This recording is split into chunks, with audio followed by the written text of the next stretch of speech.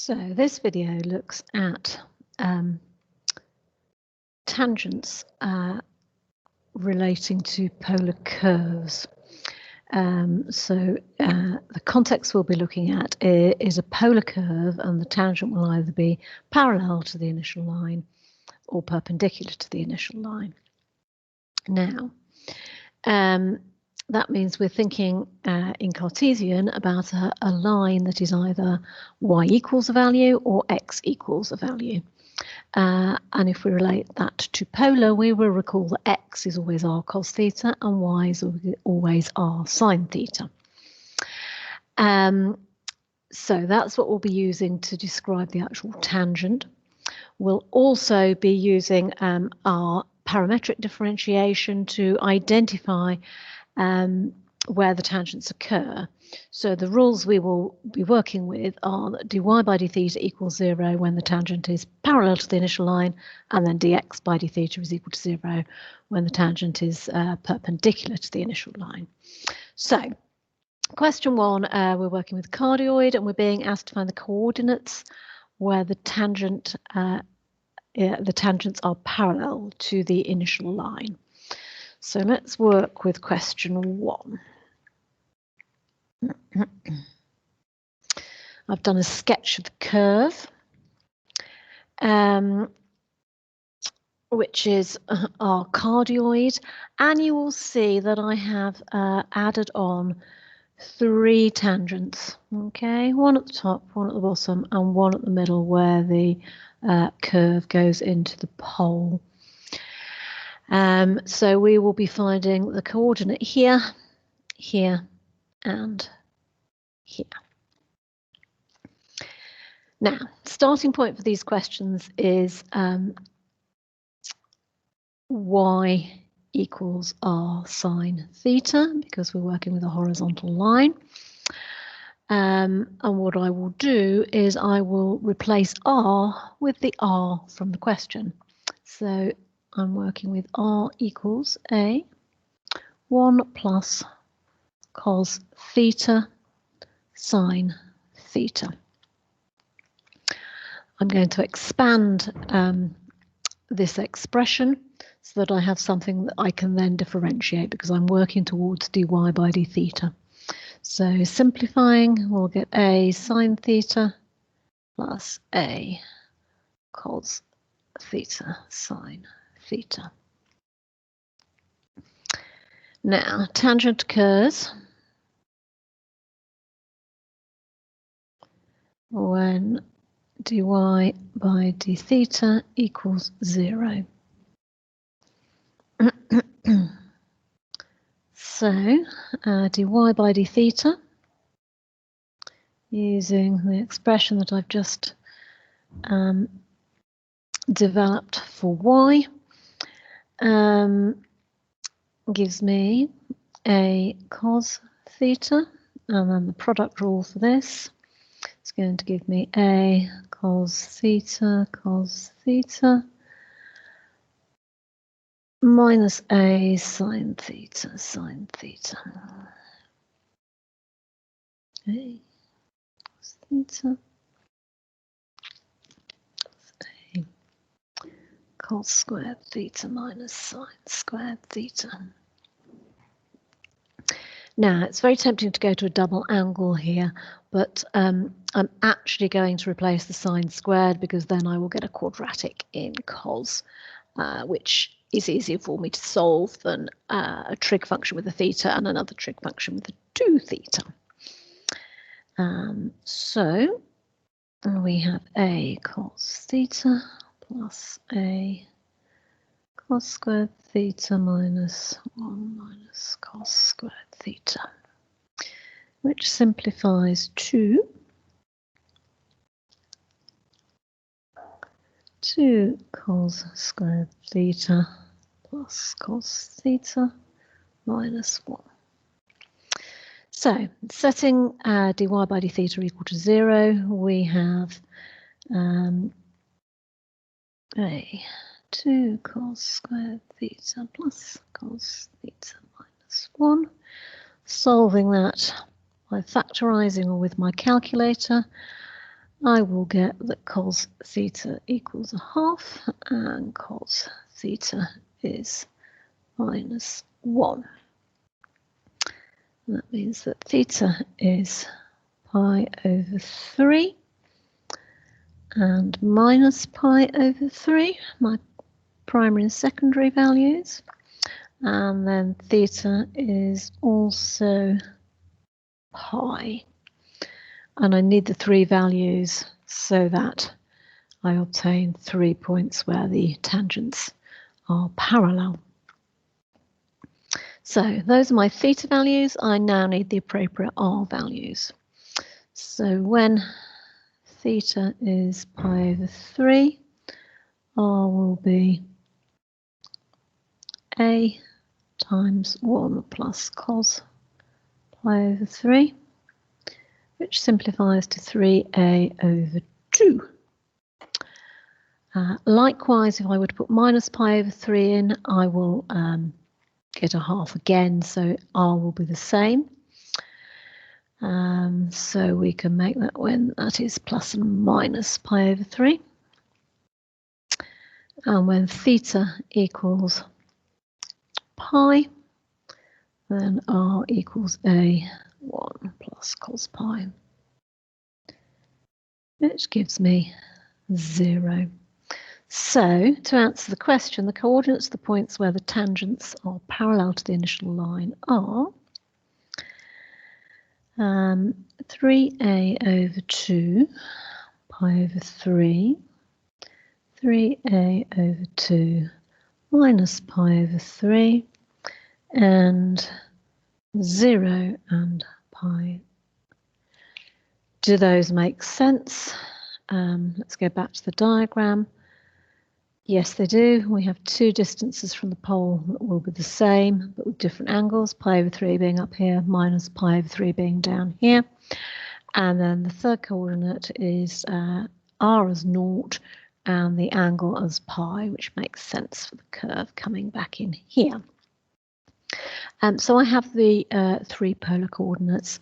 The one at the bottom down here, rather than minus pi over 3, I could have used the positive equivalent. But that's finding the coordinates where the tangents are parallel. My method was to establish y, to sub in for r into y equals r sine theta, then to differentiate so that that could be set to 0 so that I can work out the angles when the tangents occur, and then finally to come up with the r length when the angles occur.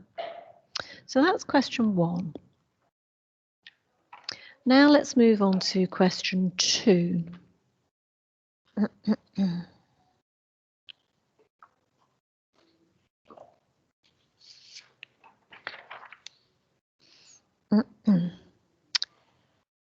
So I'm actually going to do a slightly different question to question 2 that you've got in your books. Question 2 in your books matches the textbook, and I'll let you have a look at it from there. But this one has slightly easier differentiation so that it allows us to focus on the method. I'm also going to change the range that we're working with. So we've got theta between 0 and pi. Now, part A wants us to find the tangents that are parallel to the initial line. So I'm going to do exactly what I did for the previous question and find the coordinates where those tangents occur. And then I have to add in one more step where I find the equation of the tangent. So I'm going to have 2, one at the bottom of the circle and one at the top of the circle. And these will be lines that in Cartesian would be y equals. So my starting point again is y equals r sine theta. In this case, r is a sine theta, so y is a sine theta, or a sine squared theta. Now, at dy by d theta equals 0. Tangents are parallel to initial line. So I need dy by d theta.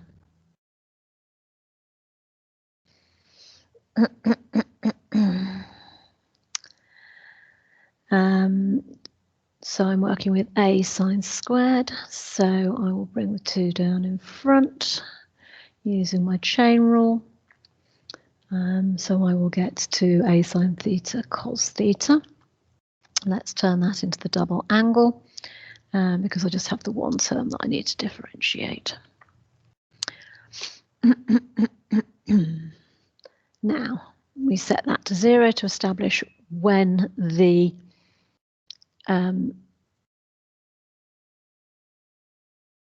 tangents occur. So 0 equals a sine 2 theta. So that means that 2 theta equals 0 and pi. Therefore, theta is 0 and pi over 2. Check the diagram. Does that make sense? Yes, it does, because the curve will start here, and when we get up to here, we will have the pi over 2 angle. So I need r at those two values. Theta equals 0, r will be a sine 0, which gives us 0. So my first coordinate is 0, 0. And then when theta is pi over 2, r is a sine pi over 2, or a.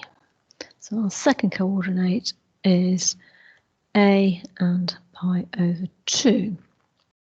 So I have the coordinates where the tangents touch the curve.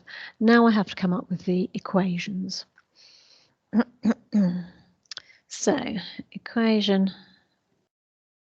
of tangent at 0, 0, the pole, is going to be theta equals 0, or the initial line. Okay. Now the equation of the tangent at a and pi over 2, we need to work a little bit harder for. So we know that the distance from the origin is a. Okay, so we're going from here up to here. So the horizontal line in Cartesian would be y equals a. Now I want it in polar, so rather than y equals a, I want r sine theta equals a, which is r equals a cosec theta. And that is the polar equation of the tangent at the point A, pi over 2. The theta equals 0 is the initial line. Okay, now let's have a think about the part B. Here they're asking for the tangents that are perpendicular to the initial line. So dx by d theta equals 0 when the tangents are perpendicular.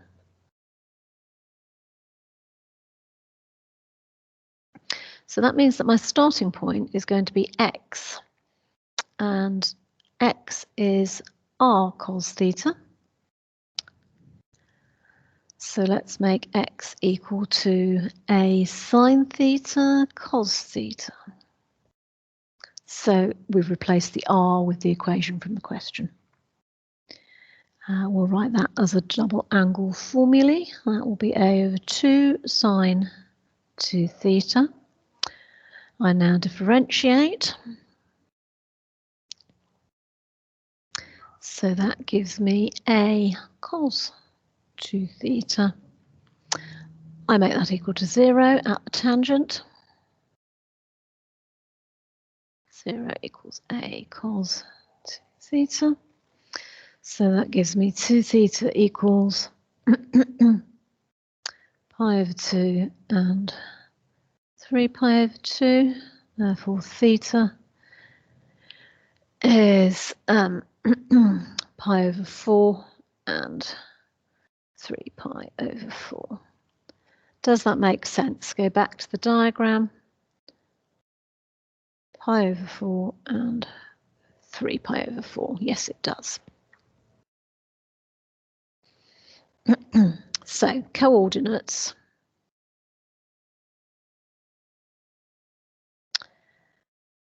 For the tangents.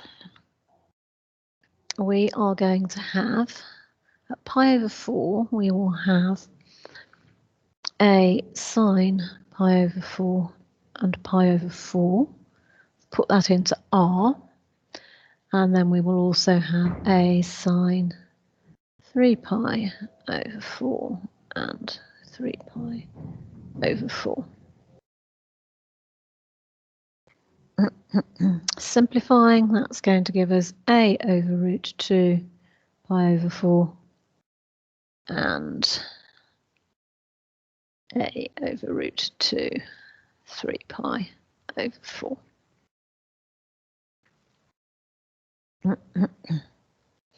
Now, I've got to now think a little bit more clearly about the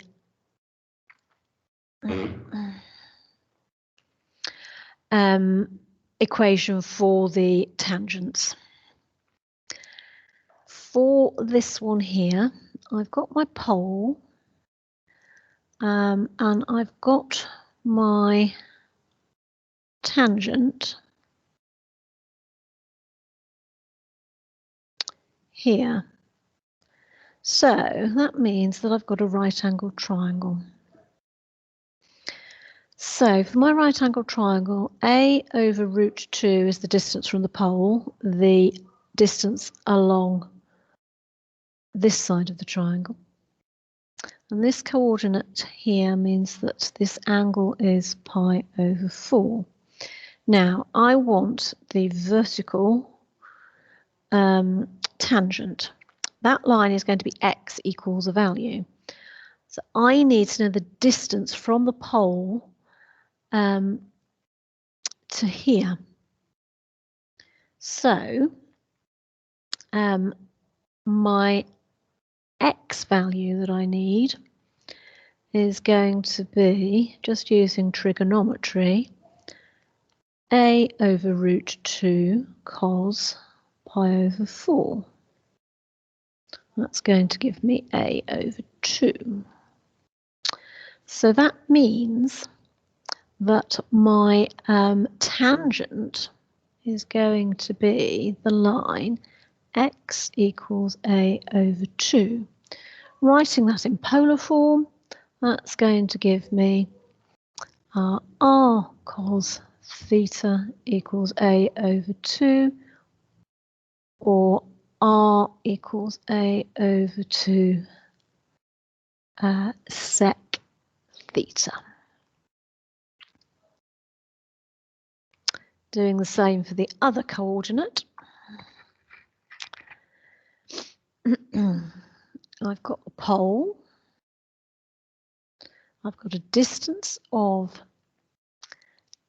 a over root 2. And I've got an angle. If it's 3/4 pi to here, it's going to be pi over 4 to here. So Again, I want the x distance. By symmetry, it's going to be the same x distance as I had for the other tangent. So it's going to be a over 2. So this tangent is going to be x equals minus a over 2. And if we use the same simplification, that will give us r equals minus a over 2 sec theta. So I set my start of the questions either y equals r sine theta or x equals r cos theta. I differentiate with respect to theta and set it equal to 0 to find the coordinates where the tangent touches the curve. Once I have the angles, I obtain the r values.